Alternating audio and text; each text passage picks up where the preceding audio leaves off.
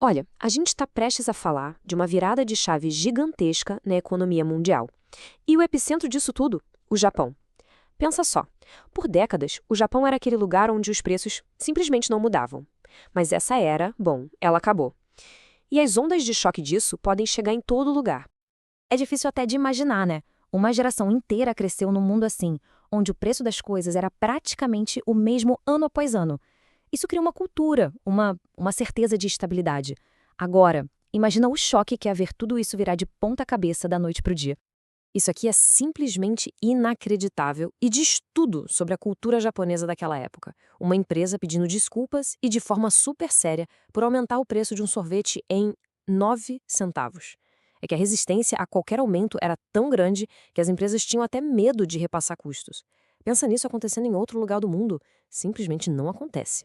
E aí fica a grande questão, né? O que acontece quando um gigante econômico que passou 3 décadas praticamente dormindo, de repente acorda? E olha, isso não é só um problema local, lá do Japão. É uma onda que tem potencial para balançar o barco da economia global inteira. Bom, para começar a responder isso, a gente precisa olhar para o primeiro grande sinal dessa mudança. A inflação voltou com tudo. 0,75%. Pode não parecer muito, mas para o Japão, isso foi um terremoto.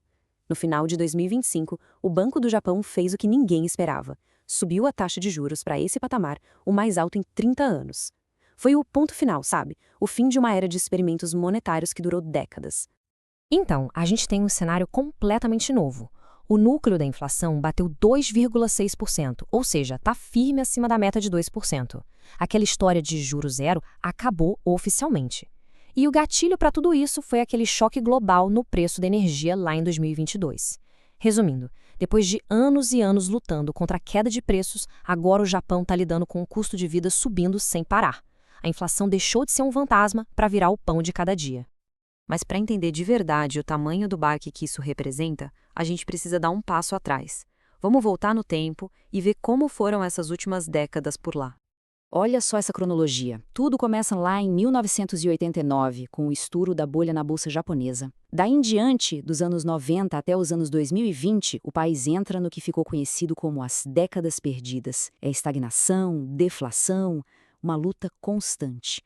Aí, em 2022, vem o choque da energia e a inflação dá as caras pela primeira vez em uma geração. E o capítulo mais recente, em 2025, o Banco do Japão sobe os juros. É a história de um sono profundo e um despertar bem turbulento. E o que é essa tal de deflação? É o contrário da inflação, é a queda geral dos preços. Parece bom, né? Mas não é. É, na verdade, muito perigoso para a economia. Pensa comigo, se tudo vai ficar mais barato amanhã, por que comprar hoje? Então, as pessoas e as empresas seguram o dinheiro, param de gastar. Isso cria uma espiral negativa que trava a economia inteira. E foi nessa armadilha que o Japão ficou preso por décadas.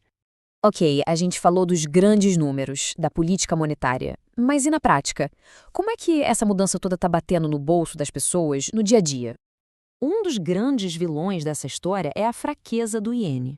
Olha a diferença. Em 2022, $1 comprava uns 130 ienes. No começo de 2026, já estava na casa dos 150, 160. Na prática, isso quer dizer que tudo que o Japão compra de fora, principalmente comida e energia, fica muito, mas muito mais caro. É como se o país estivesse importando inflação. E o resultado disso em casa é bem pesado. A conta de luz subiu 40% em alguns lugares. Coisas básicas, como arroz e gasolina, estão mais caras. E o pior, os salários não acompanharam, ficaram praticamente congelados. Ou seja, o poder de compra das pessoas está diminuindo. Para tentar aliviar, o governo até entrou com subsídios, mas a pressão é enorme.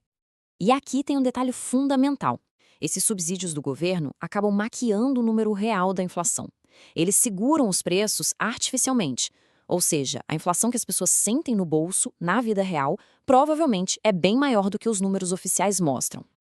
Toda essa situação de crise acaba colocando o Banco do Japão numa sinuca de bico, uma posição extremamente complicada. 260%. Esse é o tamanho da dívida do governo do Japão em relação a tudo que o país produz. É a maior dívida do mundo desenvolvido. É um número tão gigantesco que é até difícil de colocar em perspectiva. Mas vamos tancar. Para ter uma ideia, a dívida do Japão é mais que o dobro da dos Estados Unidos e é bem maior do que a da Grécia lá no pico da crise de 2011. Ou seja, o Japão está navegando em águas completamente desconhecidas. E é por isso que a gente fala em uma escolha impossível, uma verdadeira armadilha. De um lado, se o Banco do Japão sobe os juros para combater a inflação, o custo para rolar essa dívida gigante explode. Do outro lado, se mantém os juros baixos, a dívida fica controlável, mas a inflação come solta e a moeda desvaloriza, empobrecendo todo mundo. É uma escolha entre o ruim e o pior. Até agora a gente falou do problema dentro do Japão, mas a questão é que esse problema pode e tem potencial para transbordar e virar um problema de todo mundo. Para entender isso, a gente precisa lembrar de uma coisa. Por décadas, o Japão foi o maior credor do mundo. Basicamente, o país emprestava o dinheiro que poupava para o resto do planeta. O mundo inteiro se acostumou com esse dinheiro japonês barato e abundante fluindo por aí. 1,2 trilhão de dólares. Esse é o valor que o Japão detém em títulos da dívida do governo americano. Eles são os maiores credores estrangeiros dos Estados Unidos. Na prática, eles ajudaram a financiar o crescimento americano por muito, muito tempo. Isso tudo alimentou uma estratégia financeira super famosa chamada carry trade. É simples. Investidores pegavam dinheiro emprestado no Japão, onde o juro era quase zero, e investiam em lugares com rendimentos maiores, como os Estados Unidos.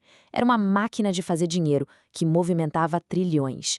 Só que agora, o combustível dessa máquina, o juro zero japonês, está acabando.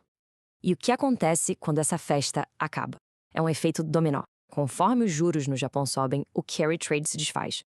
Os investidores precisam vender seus ativos lá fora, ações, títulos americanos, para pagar os empréstimos em iene. Essa venda em massa pode derrubar mercados no mundo todo. E ainda por cima, força os juros nos Estados Unidos a subirem também, o que deixa o crédito mais caro para todo mundo. Basicamente, a instabilidade do Japão é exportada. O que começa em Tóquio definitivamente não fica em Tóquio. E isso nos leva à pergunta final, a que realmente importa. Será que essa crise, que até agora era silenciosa lá no Japão, está prestes a se tornar o próximo grande choque financeiro global? Uma coisa é certa, aquela era de um Japão previsível e estável chegou ao fim. E o mundo inteiro vai sentir os tremores.